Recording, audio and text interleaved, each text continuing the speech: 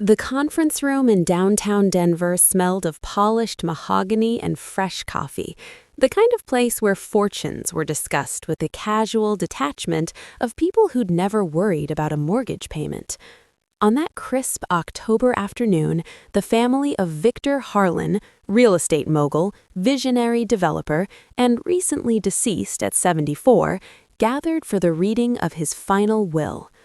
Victor's only daughter, Sophia, sat beside her husband, Liam Whitaker, a 35-year-old social media influencer with 2 million followers and a brand built on curated luxury.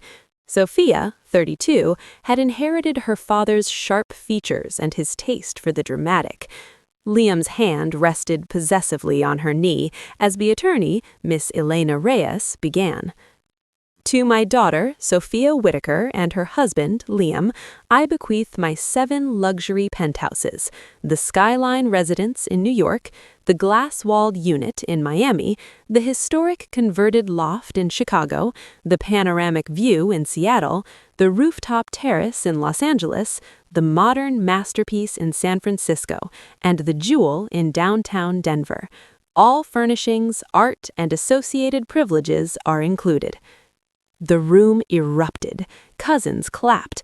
Aunts dabbed tears of joy. Liam immediately pulled out his phone, angling it for a discreet selfie with the legal documents. Sophia squeezed his hand, eyes shining. 7 penthouses, elite addresses, concierge services, private elevators, the kind of portfolio that launched lifestyles, brands, empires. Miss Reyes cleared her throat and continued. To my former wife, Clara Harlan, I leave the mountain cabin in the San Juan Range, known as Eagle's Rest, along with the surrounding 200 acres of land. Silence fell, thick and uncomfortable. Clara, 68, sat quietly in a simple wool sweater, her silver hair pulled into a neat bun. The cabin. Everyone knew the cabin. Remote, no electricity beyond a temperamental generator, leaky roof, outhouse until Victor had finally installed plumbing 15 years ago, surrounded by wilderness that hadn't been logged in decades. Useless, beautiful, forgotten.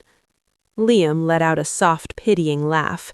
Well, Mom, he said, loud enough for the room to hear, at least you'll have peace and quiet. Maybe turn it into a little artist's retreat or something. Sophia shot him a look but didn't correct him. A cousin leaned over to whisper, That's barely worth the property taxes. Victor must have been sentimental. Clara folded her weathered hands in her lap and said nothing. She simply nodded at the attorney. Thank you, Elena. Is there anything else I need to sign? As the family filed out, buzzing with plans, Liam was already talking about Airbnb superhost status, exclusive parties, brand collaborations. Clara lingered. Miss Reyes handed her a thick envelope sealed with Victor's distinctive red wax stamp. He asked that this be given to you privately, Miss Reyes said softly, after the reading. Clara tucked it into her canvas tote, the same one she'd carried for 20 years, and drove her 15-year-old Subaru up into the mountains. The cabin looked exactly as she remembered. Weathered cedar logs, stone chimney, porch sagging slightly on the east side. Snow dusted the peaks beyond. Inside, it smelled of pine and old books.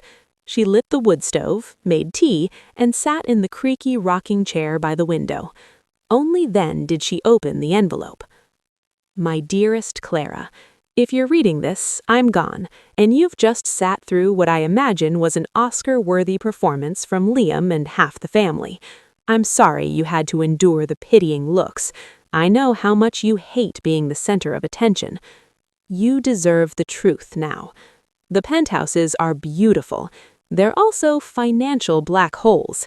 I bought them over the last 8 years using leveraged financing, high-interest loans against projected rental income that never quite materialized. The combined monthly carrying costs, mortgages, HOA fees, property taxes,